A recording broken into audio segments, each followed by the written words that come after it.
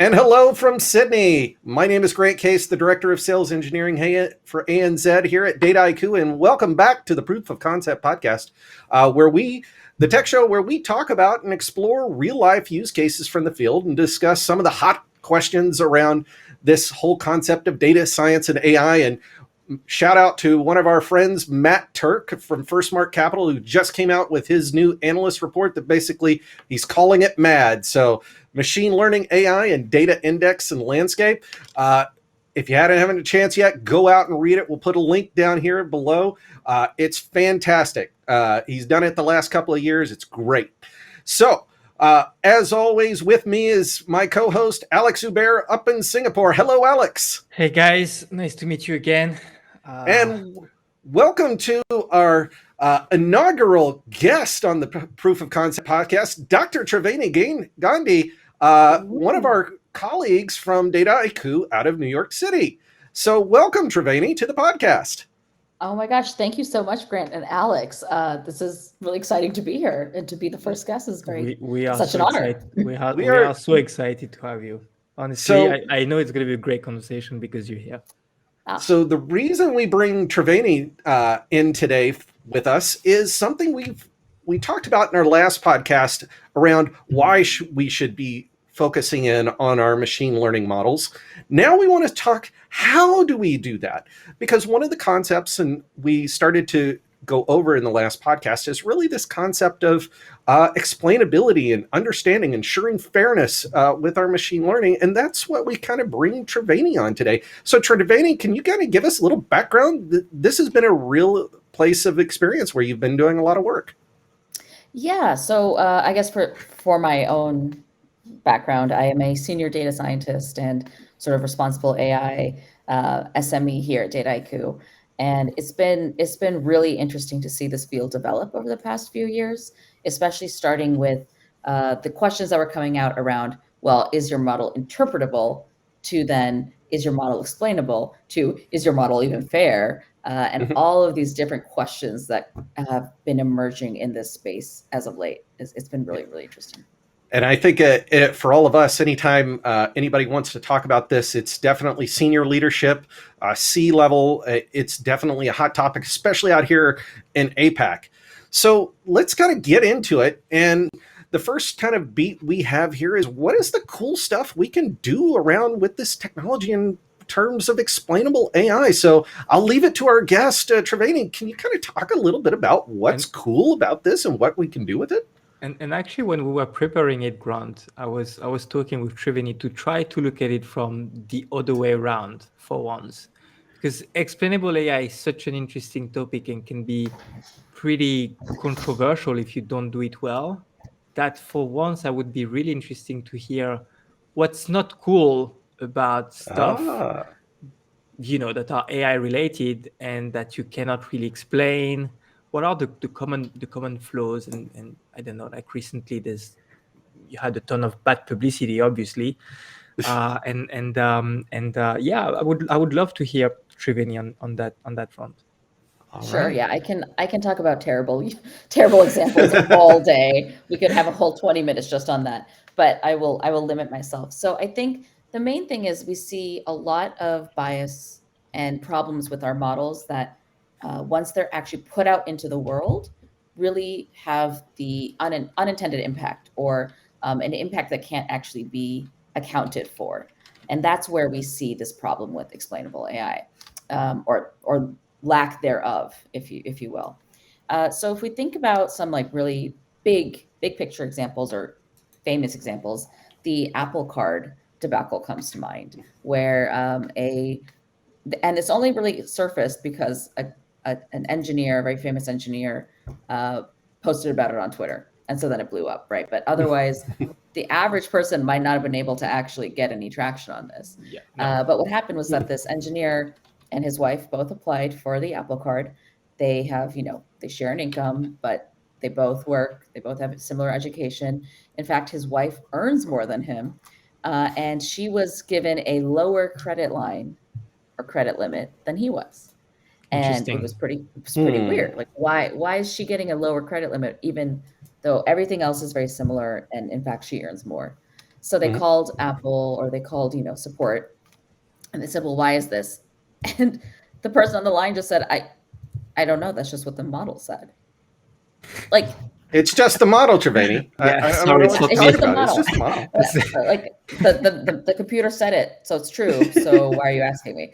And this was actually a big deal, right? Like, if you're going to make decisions that impact real people on the ground, and you can't tell them why you made that decision, then what's the point, right? Then you're just saying, like, let's just turn everything over to an algorithm and turn our brains off, and now we don't have to worry about it. That's not how this works. There's always got to be a human in the loop. So that's probably the biggest example of things being very problematic. I mean, there are numerous examples from any industry where I you think see these. Amazon comes to mind. I think we've even talked a little bit about this podcast, the hiring, the resume algorithm. Yeah, that Yep. was Yeah.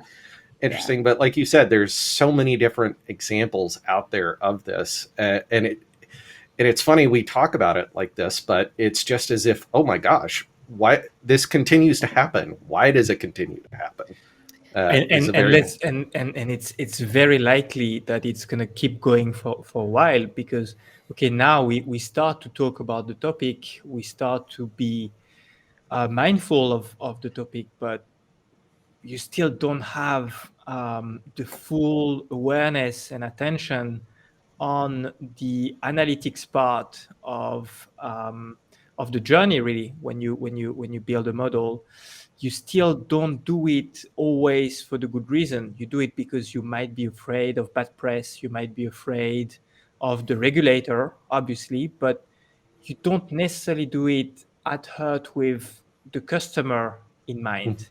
And that's, to me, the biggest problematic things when it comes to explainable AI and how it's being treated right now in different organizations that we talk to.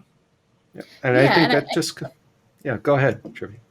I was going to say, I think that's very true. People are doing it more because there's a stick that they're afraid of versus the carrot of let's be good Yeah. to our customers. Yeah. But at the end of the day, if the result is still okay, we're doing something that's ultimately not going to harm people because we're afraid of getting in trouble, I'm okay with that. At least we're doing something about it. Yeah.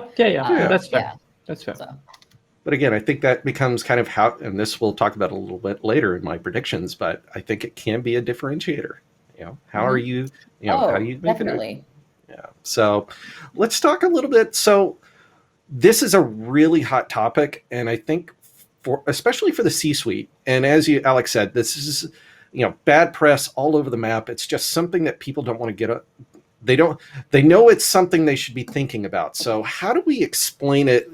We talk about Eli 5, my CEO. So explain it to like it's 5, my CEO, when it comes to this space right now.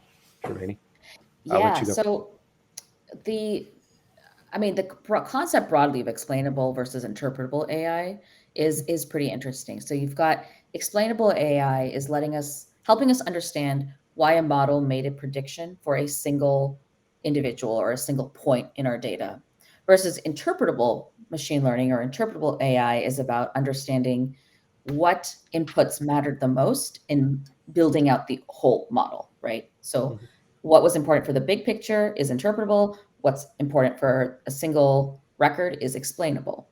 And so that's sort of the overview at the five-year-old level for what is explainable AI. But why you should care about it is actually also sometimes something that has to be really clarified. And I think we've talked about bad press, we've talked about effects on the customer, effects on the business, but it's interesting because you no longer need to explain the why as much to the C-suite. They're pretty aware, they're following the news. Yeah. But now they need to know, okay, how? Yeah, that's a very, very, very good point. And you take some very, very nasty example, like what's happening in social media, for instance. Ultimately, the how isn't exactly easy to put in place, and you still have big social media company that end up paying tons of money to third parties, organization, or just having their own teams to just monitor, manually review content that has obviously devastating impact on the people that have to be exposed to this kind of stuff. Just because, once again, from a pure explainability perspective, there are those gray area cases where you cannot explain it properly, you cannot interpret it properly, and you still need a human in the loop. And ultimately, a human cannot catch everything. Mhm. And the how is still the big question mark in this equation. I agree. And what do you think? Hit us up here. We'd love to see your comments on LinkedIn here. Also, we'd love to hear you on YouTube. Please subscribe to us. But we're very, very interested. How is explainable AI? How is interpretable AI impacting you as an organization? What do you see? And I guess that's actually a good segue into one of the things that we talk about, especially in this compare and contrast, because Triveni, I think one of the keys right now, if you even talk to the C-suite and anybody in the organization, we're having a difficult enough time how to explain, do I use R squared? Do I use AUC? People are getting all of these different metrics thrown at them in terms of, should I look at accuracy or precision or recall? But even like, how do we go about this from the explainable side and the interpretable side? So, kind of compare and contrast. How do we differentiate kind of that machine learning and how well the machine learning model is doing versus how well is it doing from an explainable and an interpretable perspective? Yeah, I think that's fair. The good thing about explainable and interpretable is that a number of the methods that you would use for that are actually applied after the model is built. Mhm. So you don't need to worry about after I've selected, when I select my model, am I selecting it for the most explainable or most interpretable? In fact, it's sort of a post hoc analysis that you're doing. And not every model can be interpreted, right? At the end of the day, if you're running something through a neural network, you're not going to make sense of these feature vectors and these layers. You're not going to be able to interpret that. That's the whole point of a neural network. So that Chinese NLP model that had 101 billion parameter inputs, we can't figure that one out. We can't interpret it, right? Remember, keep in mind the difference between explainable and interpretable. We can't interpret it at a large level, but we can use techniques like Shapley and ICE to say, okay, how do I explain an individual record that this model is predicting? And that's then where you can get a lot of room to explore and experiment and say, okay, when I run this through an explainability model or I explain this record, it's showing me that this person's age is the most important factor in their decision. Is that something that we're okay with, or is that discriminatory, or is it that this is truly something that age is known to be the most important factor here? So things like that can help. Okay. So it's kind of that inductive versus deductive reasoning in terms of how do we understand that? Okay. Yeah. So Alex, from an APAC perspective, how do we go about explaining this? Because again, I think we have a number of different cultures here in Asia and how they interact with these sorts of techniques. Just in general, we have low context versus high context societies here. What's your kind of perspective on this? It's a topic that's picking up in the APAC region. It's definitely probably, I think, lagging in terms of awareness. If you strictly compare it to the amount of attention that you have, for instance, in the US or in Europe, it's picking up countries by countries. For instance, I have a lot of this conversation around explainable AI in India. Interestingly enough, you have a lot of push on the regulation that makes it top of the agenda when they look after something that is data science, AI related. Can I have something that's going to help me be better at producing explanation and interpretability? Because otherwise, right now, let's be clear, the compare and contrast is otherwise I'm going to have a validation team that is going to review manually all of those different criteria, all of those different predictions, and try to make sure that we don't do anything controversial or that could get us in trouble with the regulator or even the customer. So that's what's at stake right now. So yeah, India, definitely there is a push. Singapore, there's obviously a push. I would say the countries that are more um, advanced, if I may say, or closer to what you would say to what you would see in the US and in Europe are on there. And then for the other countries, it's slowly catching up, and it's the kind of conversation we also introduce. And we're pleased to see the type of answers and response Mhm. that we get from our customers. To me, that's the most important. It's not just a topic that just up there in the air and people are like, oh yeah, we're just going to care about that later. They're really happy to get advice as to how to look at the problem, what sort of solution they should design, making sure that they stay on top of what's happening worldwide. Yeah. And you make a good point, Alex, about sort of maturity, because even in the US and in Europe, it's not like every single company is saying, oh, we need to be doing this. It's really about where you are in your AI maturity Yeah, scale, exactly. right? This is not something that off the bat, if you're like, okay, I need to just do a proof of concept Right. on data science. If you're trying to do a proof of concept of how AI works in your company or how AI could work for your company, this is not going to be top of mind. And, I think that's okay. But Yeah, as you exactly. start scaling, you're going to realize, okay, there's Exactly. regulations, there's things that we're doing. How do we do this? And so that sort of maturity index is also important. And it's often something we say here on the POC anyway. I remember we were saying the exact same stuff for, I think, Feature Store or this kind of stuff. If you're not at the stage where you are producing and churning thousands of predictions every day that can have a direct impact on the life of your customer, I'm not saying you shouldn't consider the topic, but I would also understand if it's not top of mind yet. Mhm. Right.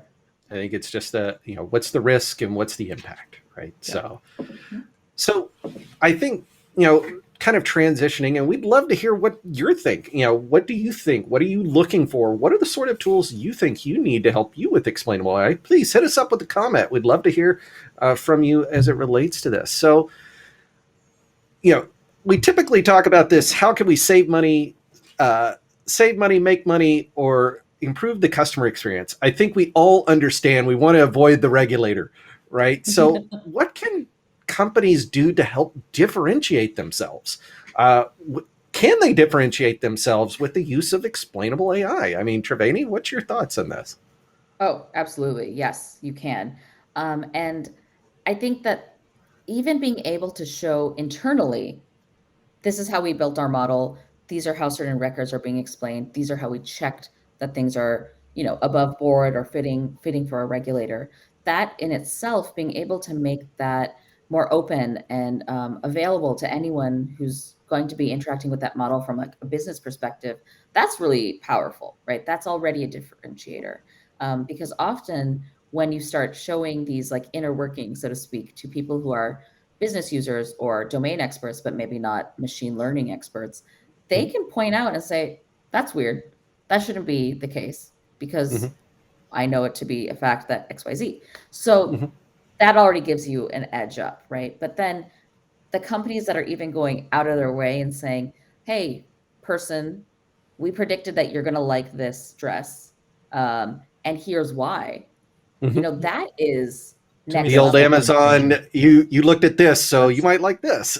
But even then, but they Amazon don't saying do you it. looked at that, they're Yeah, not yeah, really telling you why. yeah. Yeah. They Okay. and they don't go further enough. Like I think as a customer and as someone who's all of us, we experience AI in our day to day now, whether you go on Netflix or stuff like that.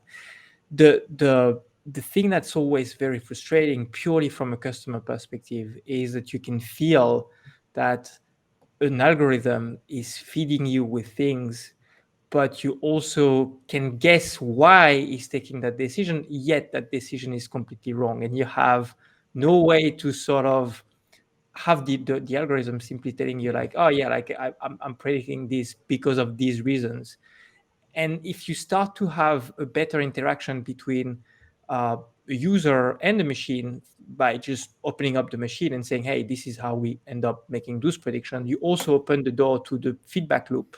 And all of a sudden, as a user, I can now feedback the Netflix algorithm or whichever algorithm. And all of a sudden, you capture more data points that will probably help you make better prediction overall.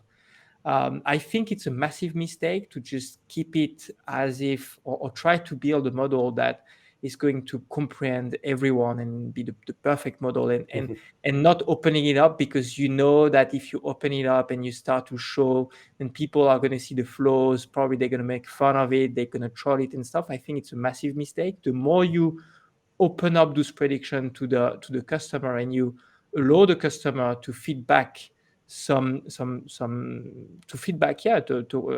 regard to the prediction, the more you strengthen your relationship with the customer, and also you're going to have better prediction on the long run because you have better data. Yeah. And that takes us to our final segment, and that is predictions, where all of your predictions are going to be correct, or your money back for you paid in this podcast. So Triveni, put on your prognosticator's cap, and what do you see in the future for our explainable and interpretable AI? Sure, I'm just running a neural network up here. Right? What do I see in the future? Wow, a lot. I mean, so one, there are a number of sort of frameworks and tools that are being produced constantly by folks. People who are researchers, people who are in like the AI regulation space, all of this, that are creating toolkits to help companies actually start using these principles in their day-to-day. So with the number of toolkits coming forward, my main prediction is that everybody's going to be doing this pretty soon. And if you're not, you're left behind. So that's one. And then I think the other thing is that as Alex pointed out, we are going to start seeing more of this sort of feedback loop or opportunities to contest a model, especially when it comes to things that are really like critical for someone's livelihood. Okay, we're denying you a loan because XYZ. Well, I contest that. Or you can't have this medicine because we think you're going to abuse it. Well, okay, why do you think that? And whatever it might be. So those are the two main things I think I see coming. I think people are starting to wise up, and companies that stay ahead of it are the ones who are going to be successful. Alex. No, I completely agree with Triveni. Like, if you really want to make the most out of explainable AI, you have to understand that you owe it to your customers, and it's a massive opportunity to once again strengthen your relationship with your customer. There's a big topic right now around AI UX, and the way you obviously going to design your UX is going to open the door to that feedback loop mechanism, explainability, and overall just building more trust in the systems that are around us every day, and we're just gonna see more of that, because and the thing that I'm absolutely convinced, and that is kind of like liberating. If you don't do it, it's fine. Innovation is gonna do it, and you're gonna be disrupted. So it's okay. And then for my prediction, as someone who came out of the financial services space, I think there's a gold mine awaiting the companies that figure this out to actually turn it into a profit center. I'm old enough to remember FICO scores. Nobody knew FICO. You couldn't get your FICO score, and nobody knew what was going into it. Guess what? Now you can basically, here's your FICO score. Here's how it was calculated. Here's how you can manage it and change it. And guess what? There's a lot of industry that's made a lot of money doing that. So when it comes to the models, it's not just good. It's not just good from just an explainable perspective, an AI perspective. It can be also good business as well. So with that, we would love to hear your predictions. What are you thinking? So please subscribe to us.